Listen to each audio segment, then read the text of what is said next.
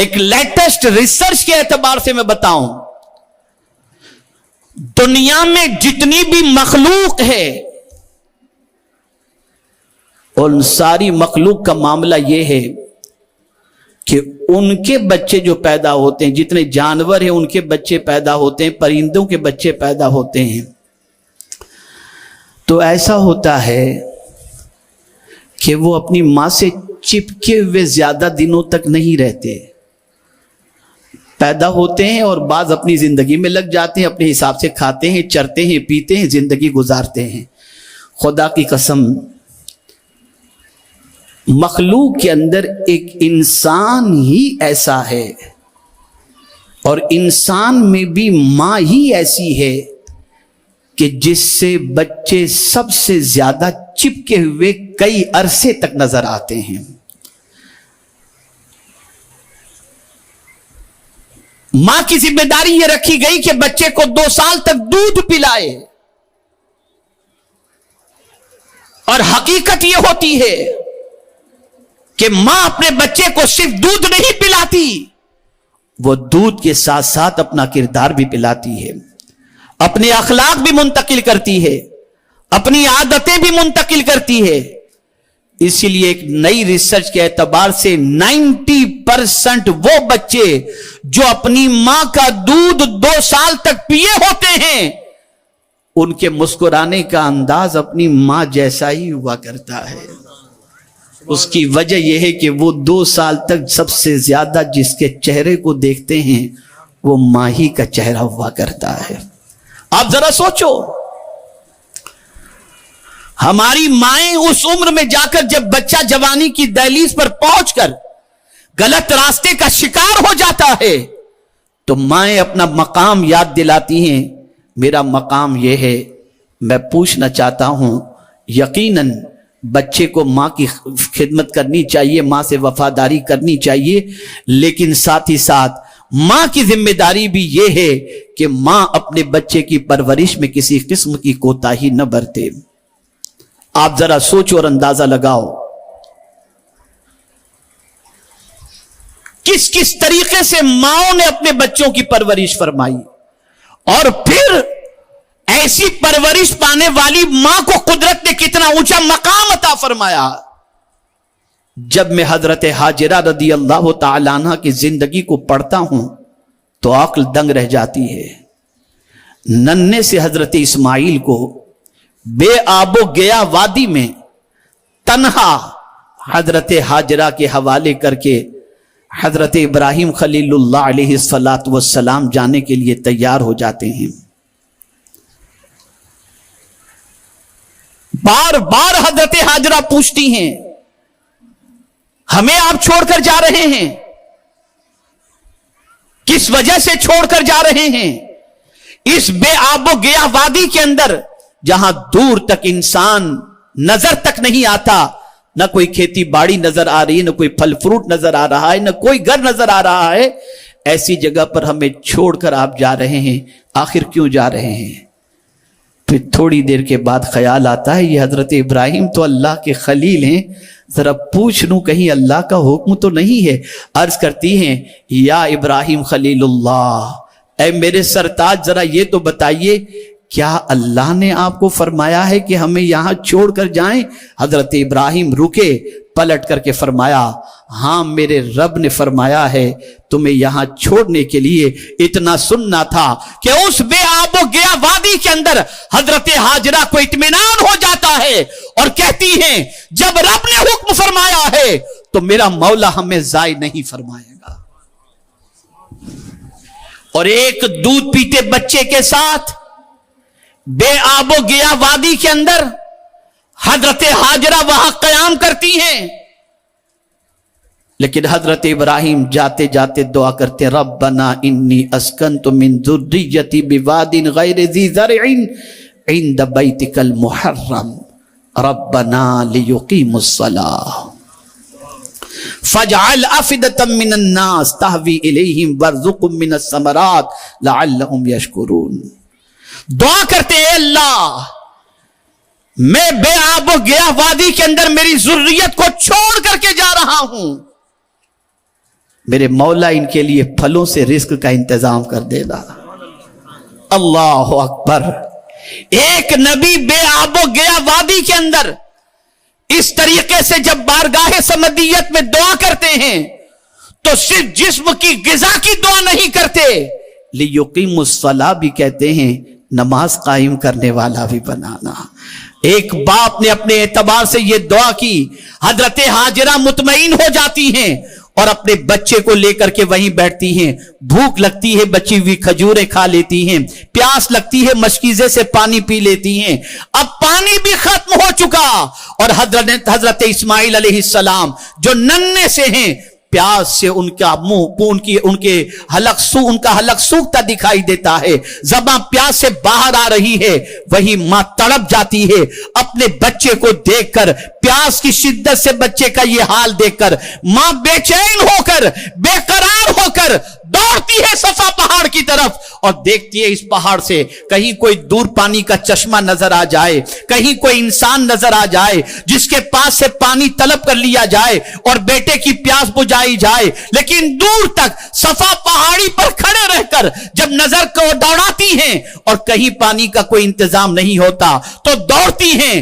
نشیب میں جب آتی ہیں تو درمیان میں نشیب میں پہنچنے کے بعد کعبے کے قریب حضرت اسماعیل کو رکھا تھا تو دیکھتی ہیں بیٹا تو خیر سے ہے نا۔ دیکھتے دیکھتے جلدی سے تیزی سے دوڑتی ہیں، مروہ پر جاتی ہیں، اس طریقے سے 7 چکر لگاتی ہیں اور اس کے بعد جب دیکھتی ہیں تو کیا دیکھتی ہیں، جہاں حضرت اسماعیل کو چھوڑا تھا وہاں سے پانی کا چشمہ نکل رہا ہے۔ لیکن اولاد کے لیے بے قرار ہونے والی اس ماں کی ادا کو میرے کریم نے اتنا پسند کیا کہ قیامت تک حضرت مختار کائنات صلی اللہ علیہ وسلم کے بعد جتنے بھی اولیاء کرام تشریف لائیں گے، جتنے بھی مسلمان ہوں گے، ان کا حج اور عمرہ اس وقت تک کمپلیٹ نہیں ہوگا جب تک کہ ہاجرہ کی بے قراری کے طور پر اس دوڑ کو یاد نہ کیا جائے اور اس طریقے سے صفا مروہ کی سعی نہ کی جائے۔ یہ کس کے لیے دوڑی تھی؟ یہ اولاد کے لیے دوڑی تھی، بچے کے لیے دوڑی تھی، بچے کی بے قراری کے لیے دوڑی تھی۔ آپ مجھے بتاؤ، ماں جب اپنے بچے کی پرورش کا اتنا خیال کرتی ہے، ماں اپنے بچے کا جب اتنا خیال کرتی ہے تو اللہ رب العزت جل جلالہ کرم کی نظر بھی فرماتا ہے۔ میں آج کی ماؤں سے کہوں گا بڑی معذرت کے ساتھ کہ اب تو بچوں والی ماں کہلانے میں بھی آج کی مائیں شرم محسوس کرتی ہیں۔ بچے کو کہتے ہیں بیٹا ممی مت کہنا، امی مت کہنا، کہیں باہر جائیں نا تو کام والی کے سپرد کر دیتے ہیں کہ ان کو لڑکی سمجھا جائے، ماں نہ سمجھا جائے، عورت نہ سمجھا جائے، فیگر خراب نہ ہو اس کے لیے ڈبے کا دودھ پلاتی ہیں، بچوں کا بچپن سے حق مارتی ہیں۔ 2 سال تک بچے کو دودھ پلانا یہ ماں کا حق قرآن نے متعین کیا ہے، ماں پر یہ حق متعین کیا۔ ہاں اگر اس بچے سے، اس دودھ سے بچے کا پیٹ نہ بھرتا ہو اور یا ماں کے اندر، ماں کے سینے سے دودھ رواں نہ ہوتا ہو تو بچے کی شکم سیری کے لیے باہر سے ڈبے کا یا کسی اور چیز کے انتظام کے ذریعے بچے کا پیٹ بھرا جائے۔ لیکن یاد رکھیں ماں کا دودھ بچے کے لیے بہت اہم ہے۔ اے رسول گرامی وقار صلی اللہ علیہ وسلم کے دیوانوں اور خاتون جنت رضی اللہ تعالی عنہ کی کنیزوں، ذرا سوچو، یہی حضرت ہاجرہ ہیں جو اپنے بچے کو پال پوس کے بڑی کرتی ہیں۔ پھر اس کے بعد حضرت ابراہیم علیہ السلام تشریف لاتے ہیں، خانہ کعبہ کی تعمیر ہو رہی ہے۔ اللہ اکبر۔ ایک بار حضرت ابراہیم علیہ السلام نے اپنی بیوی سے فرمایا، حضرت ہاجرہ سے، بچے کو تیار کرو۔ حضرت ابراہیم علیہ السلام نے خواب دیکھا تھا حضرت اسماعیل کو ذبح کرنے سے متعلق، کہتے ہیں اسے تیار کرو۔ تیار کر کے لے جا رہے ہیں، شیطان آیا۔ ہاجرہ جانتے ہو تمہارے بیٹے کو تمہارے شوہر کہاں لے گئے؟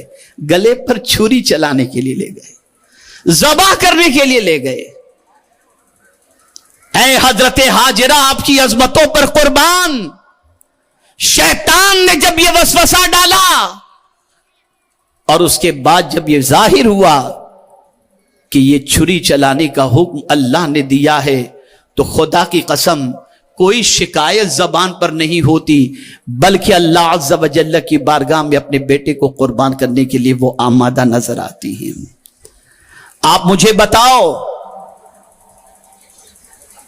आज कितनी माएं ऐसी हैं जिनके दिलो दिमाग के अंदर यह बात गर्दिश कर रही है कि मेरा बच्चा दीन का खादिम बने, मेरा बच्चा मेरी नजात का सामान बने, मेरा बच्चा मेरी आखिरत में नजात का जरिया बन जाए, और मेरा बच्चा मेरी आंखों की ठंडक बन जाए।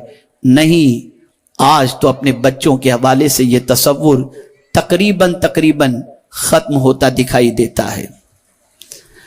और अगर यह तसव्वुर है भी, तो मैं आपसे पूछना चाहता हूं, कब आपने अपने बच्चों को फज्र की नमाज के लिए बेदार किया? अगर यह तसव्वुर आपके दिलो दिमाग के अंदर है, तो आपने अपने बच्चों को कुरान क्यों कब पढ़ाना सिखाया है?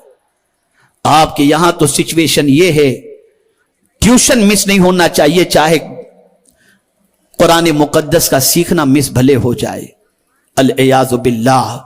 और इसी के साथ साथ मेरी वो बहनें जिनके घरों के अंदर माल की फरावानी है और दौलत की रेल पेल है, वो कोई ऐसा गुनाह का काम और कोई ऐसी चीज जो अल्लाह अज़्ज़ व जल और उसके रसूल को नाराज करने वाली हो, उसे छोड़ती दिखाई नहीं देती। अब क्या हो रहा है हमारे यहां?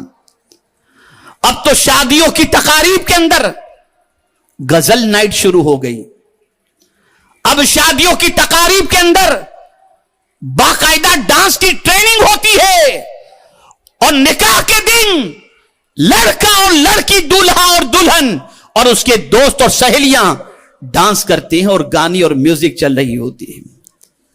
अभी सब अच्छा लग रहा है, लेकिन एक दिन हिसाब का मौजूद है, जब पल पल का हिसाब अल्लाह लेगा।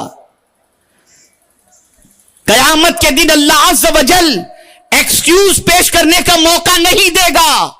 अल्लाह फरमाता है, यौमा नख्तिमु अला अफ़वाहिहिम व तुकल्लिमुना अयदीहिम व तशहदु अर्जुलुहुम बिमा कानू यक्सिबून। कयामत के दिन के बारे में अल्लाह फरमाता है, हम उनके मुंह पर मोहर लगा देंगे, अब मुंह नहीं खुलेगा, जबान नहीं चलेगी। मौला, ये हमारा मकसद नहीं था, ये कुछ कहने की इजाजत नहीं होगी। आज कयामत के दिन बंदा चुप रहेगा, उसके हाथ बोलेंगे और उसके पैर गवाही देंगे कि हमने इन हाथों और पैरों से ये काम किया है। कौन है उस वक्त इस मुसीबत से छुड़ाने वाला? ऐ ख़वातीन इस्लाम, चंद लम्हों की लज्जत के लिए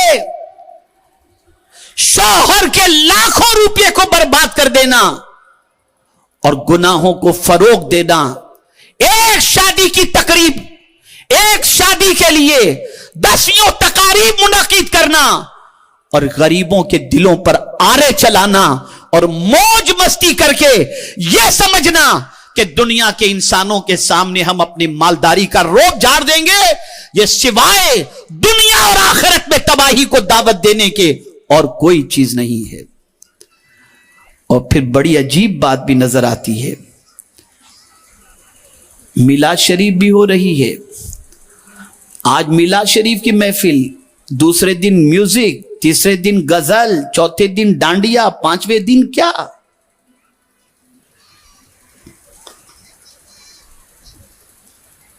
आक़ाए करीम सल्लल्लाहु अलैहि वसल्लम इरशाद फरमाते हैं, अगर तुम सबसे ज्यादा इबादत गुजार बनना चाहते हो तो गुनाहों को छोड़ दो। जो गुनाहों को छोड़ देगा वो इंसानों में सबसे ज्यादा इबादत गुजार बन जाएगा।